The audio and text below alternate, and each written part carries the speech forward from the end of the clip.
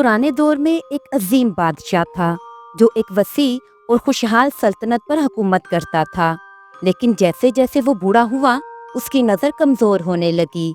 बादशाह का कोई मुआलिज उसका इलाज ना कर सका। एक मुसाफिर आया और बोला, एक ही इलाज है। वसी समंदर में एक सुनहरे सार वाली मछली है।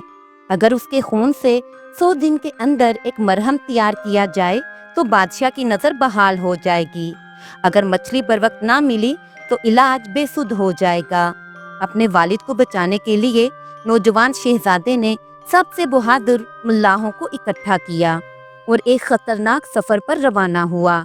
महीनों तक उन्होंने वसी समंदर की तलाश की, शदीद तूफानों और खतरनाक लहरों का मुकाबला करते रहे।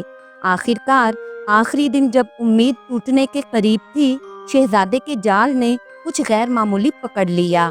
वो एक चमकती हुई सुनहरी मछली थी जिसकी रोशन ज़हीन आंखें थीं। लेकिन वक्त गुजर चुका था, आखिरी तारीख गुजर चुकी थी। शहजादा दिल शिकस्ता और थका हुआ सोचा, मछली को अपने वालिद के पास साबित करने के लिए ले जाया जाए। मगर जब उसने उस सुनहरी मखलूक को देखा, उसे एक अजीब सा एहसास हुआ। उसे एहसास हुआ अगर वो उसे वापस ले जाएगा तो शाही मुआलजीन इस मछली को बेसुध मार देंगे।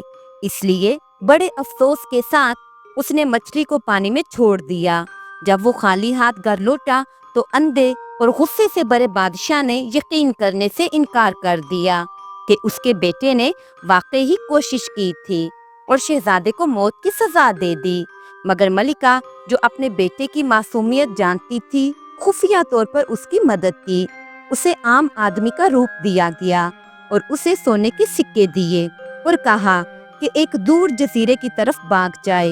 बेटे, किसी ऐसे आदमी पर भरोसा ना करो जो हर माह अदायगी का मुतालबा करे। शहजादा समंदर पार करके एक खूबसूरत जजीरे तक पहुंचा जो जानवरों से महफूज, जो सरसब्ज जंगलों और सुनहरी साहिलों से भरा हुआ था। उसने एक छोटा सा घर एक शफाफ नदी के किनारे खरीदा जहां शाम के वक्त जुगनू रक्स करते और जंगली फूलों की खुशबू फजा में बिखर जाती।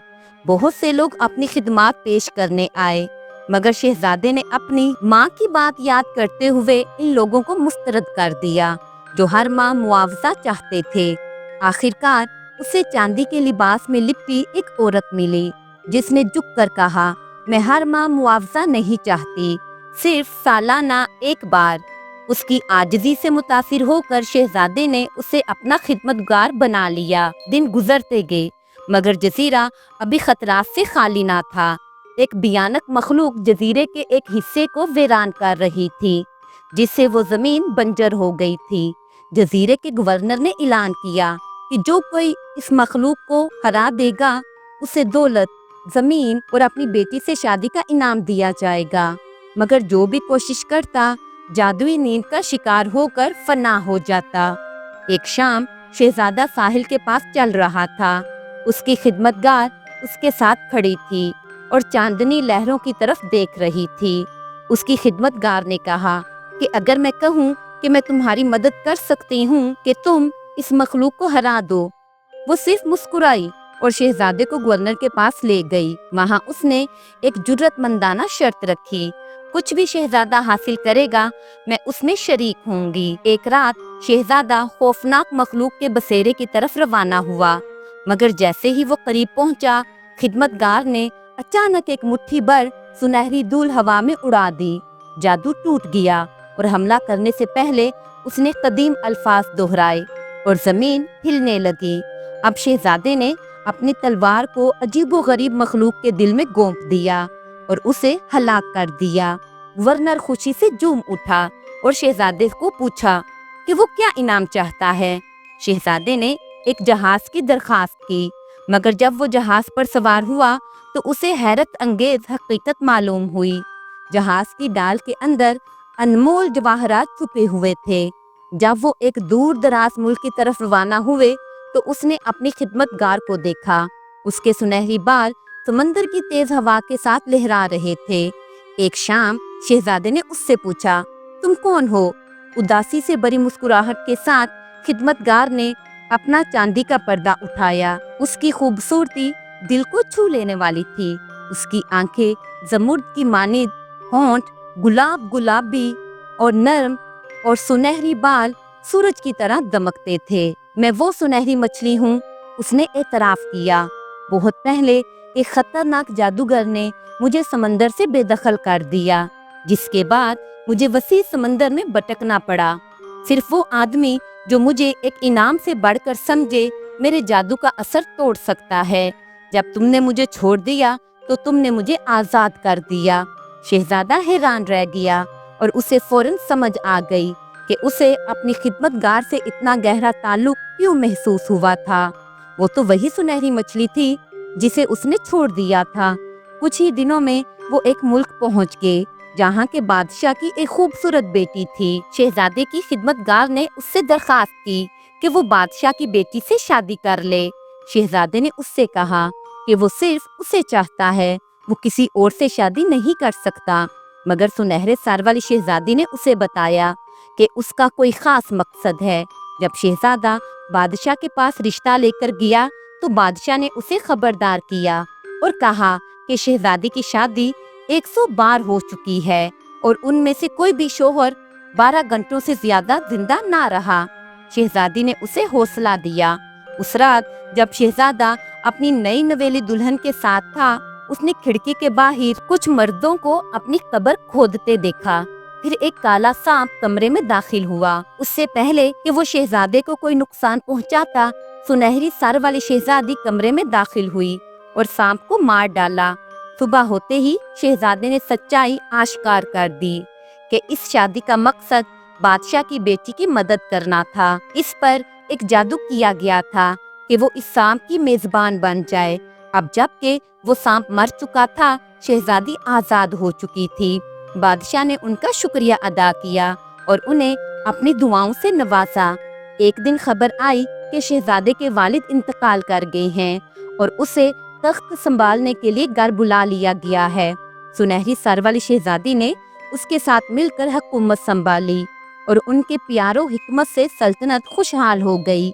मगर एक शाम शहजादी महल की बालकनी में खड़ी होकर आसमान की तरफ देखने लगी।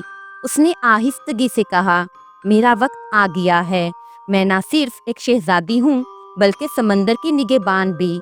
अब जबकि मेरा फर्ज पूरा हो चुका है, मुझे वापस जाना होगा। बादशाह ने उसे ठहरने की सख्त इल्तिजा की। ना सिर्फ सोने और जवाहरात बल्कि अपनी पूरी सल्तनत का आधा हिस्सा देने की पेशकश तक की। उसने बड़े शौक से कहा कि मेरे पास दुनिया की सब दौलत है, बस तुम यहाँ ठहरो और मेरी जिंदगी को खुशियों से भर दो। मगर इस वक्त शहजादी ने बादशाह की नजरों में देखकर नर्म मुस्कुराहट बखेरते हुए जवाब दिया, मैं कुछ भी नहीं चाहती, बस तुम मुझे हमेशा याद रखो। मेरी यादें तुम्हारे दिल की गहराइयों में महफूज रहेंगी। उसकी ये बात ऐसे महसूस हुई जैसे उसकी रूह ने बेआवाज धुन बखेर दी और बादशाह के दिल में एक गहरी खामोशी और मोहब्बत का समंदर उतर आया। शहजादी ने अपनी बात जारी रखी, मैं समंदर की शहजादी हूँ। समंदर मेरी पैदाइश की जगह है, वो मेरा असल वतन है जहाँ मेरी रूह को हमेशा की आज़ादी नसीब होगी। हमारा प्यार खा वक्त और फासलों से जुदा हो, हमेशा उफक के पार जिंदा रहेगा।